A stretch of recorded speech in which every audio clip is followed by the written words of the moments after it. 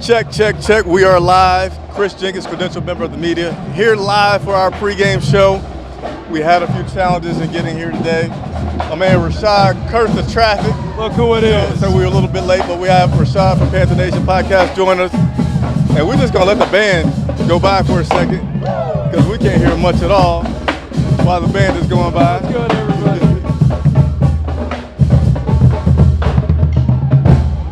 But nevertheless, we are here. I'm gonna turn my mic down a little bit. Looks like I'm a little too hot. Check, check, check. All right, there we go. That was loud. That was loud. That was quite loud. That was loud. I mean, I can barely hear you right now, but hey, we're making it happen, right? So what we're gonna do, modify the show a little bit. We're just gonna go off the dome and talk about a few things. We've got some video clips that we're gonna play that we're gonna talk about as well. Andre's gonna go ahead and pin in the comments a way for you guys to come on the show right now and ask us your questions for this Carolina Panthers versus New Orleans Saints matchup. First home opener, Monday Night Football, 7:15 start. Got a lot of things that I'm looking for improvements on, but you know, we'll go in no particular order. Let's give a few shout outs to people that are on here already. Yeah. We got Knucklehead K. We got Darrell. We got Shaqui that's already going to come on here. So you know what? I said we're going to do this show unpredictably. We're going to do it for the fans. So we're just going to go ahead and join us in. We're going to have to fill in, I was about to say Sherrod, man. I'm about making up names. Rashad for what's going on. So the link's in the description. We're going to take as many questions as we can from you guys before we go in. Again, we just got about a 25-minute show today. It's open-ended. It's open-ended. Yeah. And again, we'll fill in Rashad so he can comment on stuff too. I wish that we could make him here because that's part of It's better now that they're going. Right. It's better now. All right. It's a little calmer now. People can actually hear what's being said. I'm going to go ahead and put, oh, he's in the stadium. Oh, wow. Shaqui, Already. we can hear you. Can you hear us? Yes, I can. Loud and clear. All right. Loud and clear. VOA. So, anyway, Phelps prediction 21-17 Panthers, Saints, firing 17. Now, two questions. Number one, I'm curious if you guys know who is going to be introduced Phelps. Is it going to be the offense or the defense? My guess is going to be the offense. And the other question is, who are we going to match up against Chris Olave? Is it going to be Dante Jackson or is it going to be CJ Henderson, which I personally hope is going to be Dante Jackson? Appreciate you very much, sir. I'm going to sign you off from here. Okay. I'm going to let you share that second question with Rashad in case he wants to tune in. All right. Excuse me. The first question was about my voice just goes away all the time, man. I need to drink more water. That's the key that I've heard. Have you heard that, Rashad, about your voice? I've heard that. Like, if you don't drink enough water, what happens to me is going to happen. So we don't know who's going to come out first, but I'll let Andre take it. So pretty much, yeah, we'll see what happens in that regard. I think he was referencing who's going to have the better performance, the offense or the defense today. I think that's what I heard on my end. That's not what he said. I thought he said who was going to run out the field first, no? I think it was better performance. Okay, I'm old. I have bad hearing. I'll take your hearing. I feel like it's going to be the offense today. I got to apologize to Rashad because he does not have an earpiece to hear what's being said.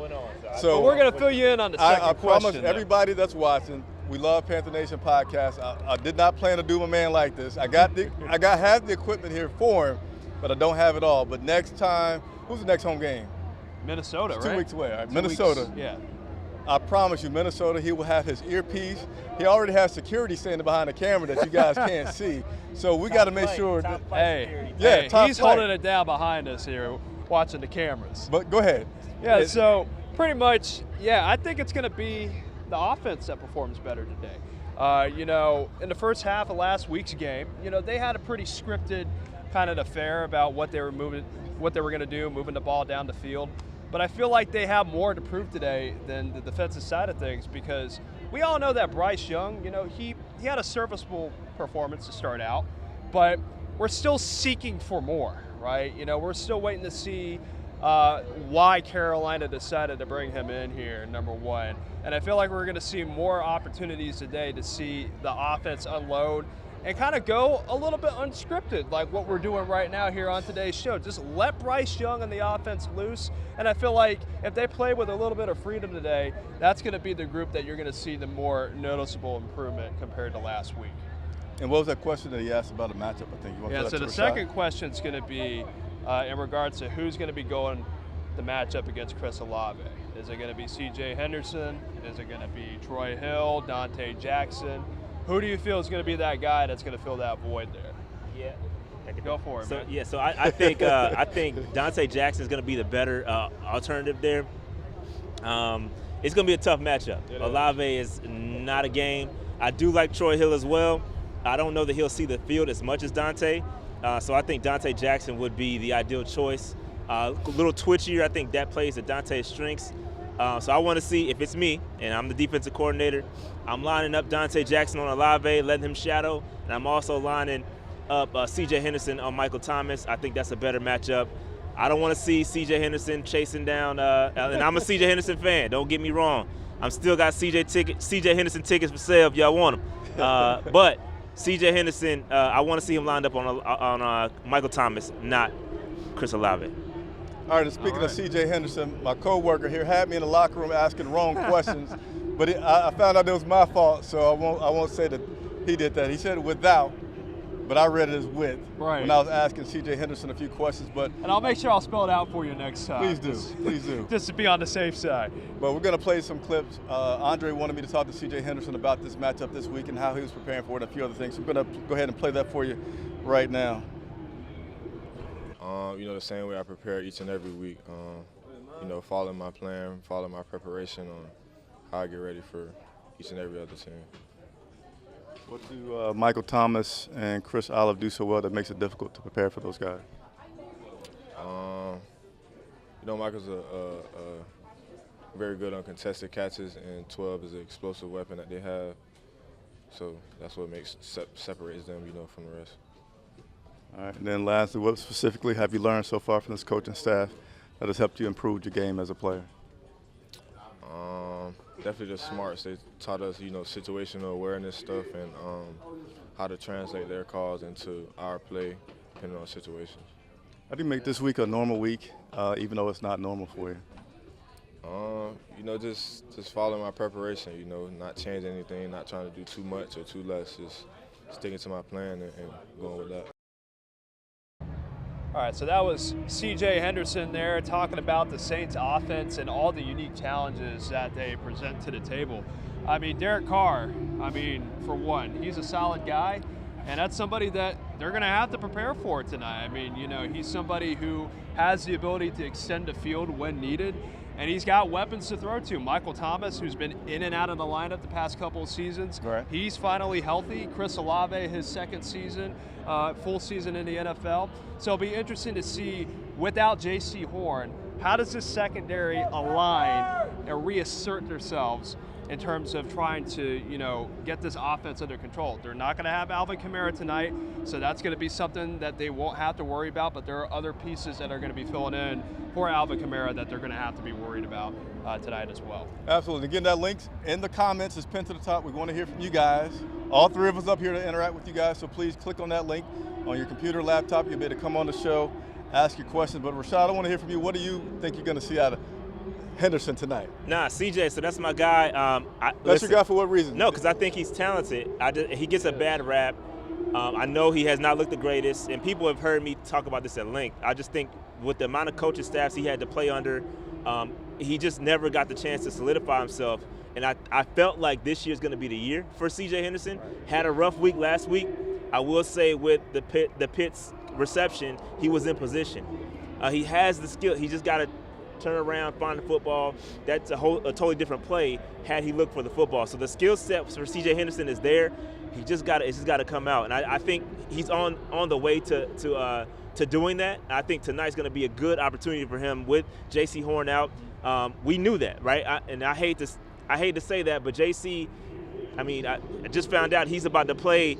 He's about to not play as many games he's played his entire career here with the Carolina Panthers. So The opportunity is going to be there for C.J. Henderson. It's just a matter of him stepping up, and I think he has the talent. He just has to prove it, and I'm looking forward to it. He's not quite there yet, but I think C.J. Henderson is going to do that today. I also say this: pressure bust pipes. The great equalizer is Brian Burns coming off that edge. Derek Brown. The Saints' offensive line was not good last week. We've got to take advantage. Trevor Penning, not that great. We've got to get after Derek Carr, get some pressure on him, and I think that's what's going to be the X factor to this game. You know, something that I liked that I saw with C.J. Henderson last week when I went to interview him, he seemed locked in. He was kind of quiet, but something that I saw that I really can't say I've seen before, and it's going to probably stick out to you when I say it. He was in his locker studying film while we were in the locker room. And of course, these guys have their tablets with them all the time to study film, but I can't recall the time that I seen a guy in his locker while the media's open to it. And when I asked to talk to him, he had to put his iPad down and talk to me. As soon as I stopped, he picked that iPad back up and kept looking at film, which to me, he knows what's ahead. Unfortunately, the people don't want to hear that. They don't want to hear about tablets and film. They want to see it translate to the field. So it doesn't matter, unfortunately, because I love to hear that. People like me, I'm a fan of C.J. Henderson. Unfortunately, we have to see it translate to the field. So until that happens, he's got an uphill battle. Until it happens, you can have some assurance that he is doing what he can to make once the clock ticks that he's out there ready. I love it. And he's prepared, right? I respect it and I love that. But unfortunately, the people, he got some haters. And so the people want to see it translate to the field. So. All right. Andre, we're going to let you try to pull up the inactives because they probably should be out by now. But I'm going to play another clip. I always like to ask the coach beforehand, like, what are the strengths and weaknesses on both sides of the ball? What does the coach see? Frank Reich's a little different in that he just goes and volunteers, so I don't have to ask that question. But we're going to go ahead and share what Frank Reich feels this New Orleans Saints does well on both sides of the ball. And we're going to start with on the offensive side. You know, offensively, they're also very multiple, a bunch of different personnel packages. Obviously, you know, high-level quarterback in Derek Carr, who we have a ton of respect for. You know, very accurate passer. Very accomplished career, really a good athlete as well, can beat you with his feet or his arm, you know, and then special teams, young, but, you know, young's, you know, kicker and punter, but very talented group, so it'll be a good challenge for us on Monday Night Football. So there, Coach Reich was just talking about how many multiple things that they do and respecting Derek Carr on the Saints side of the ball. I know defensively, Brian Burns is excited to play the Saints because he knows they're going to put the ball in the air more. Yep. It's going to give him a chance to get to the quarterback more. You know, last week against the Vikings, I believe is who the Saints played, right? Titans. Oh, purple-ish, same. But anyway, against the Titans, they got quite a few rushes on Carr, so you might could expect that from Burns today. I'm now going to play the clip for Coach Frank Reich talking about what they do well on the defensive side of the ball. You know, they're really good in all three phases. You know, very well coached, a very formidable defense, very stingy, you know, 9 games in a row, 20 points or less. You know, very good in the secondary, good pressure package, very multiple on defense. All right, so there we go. That's Coach Frank Reich talking about what this New Orleans Saints team does well on both sides of the ball. I got some things I want to talk about more, like what I'm looking to see in this game. I'm going to ask the rest of these guys. Also, we're going to get into the comments. Don't be afraid to come on the show. The link's in the description. Click on it. Come on. You better talk to Shaquille, man. Yeah, you better talk to us 3 experts about the game and get your opinion. Love to hear from you guys. Interactive show. But you got the inactive list for today? I sure do. Yeah, what you got? So a couple of shockers. I know Rashad and I were looking at it just now, and we were like, whoa, why is he on that list? But let's get to it. We can shift a little bit that way. A little bit. Yep. Do a little Perfect. Yep. All right, so here we go. The Panthers inactives for today. Running back Raheem Blackshear. That's a little bit of a shocker. Cornerback Sam Webb, who was just added to the active roster a couple days back. Outside linebacker DJ Johnson. That's the big one right there. Guard Nash Jensen and offensive tackle David Sharp. Nash Jensen is on that list as well. All right. That's kind of shocking with DJ Johnson there. Didn't have any snaps last week, and now won't even be active for tonight's game. Yeah. That's a little bit puzzling to me. A little bit puzzling. Actually, more than one thing in that list stands out to me, but I want to give you guys some chance to talk. But I'm going to start it off for Things that I'm looking for tonight, all right? Carolina Panthers 0-1. Second game is another NFC South matchup. It's a good opportunity to keep yourself in the mix for the long haul of the playoff race. What am I looking for tonight? So a lot of people may say Bryce Young, but I'm not going to be looking at Bryce Young. I'm going to be looking at this coaching staff, 1,000%. Okay. And the reason I'm going to focus so much on this coaching staff is that we have a bunch of all-stars. We have all these years of experience. We have this expert on this side, this expert on that side. And I feel like they are not so far, and because I'm going to give everybody a chance to kind of get it together. Like last week was only week 1, right? But they, to me, were out-coached more than anything last week playing the Atlanta Falcons. And I felt like I saw that in this part right here. You come out, things are working well.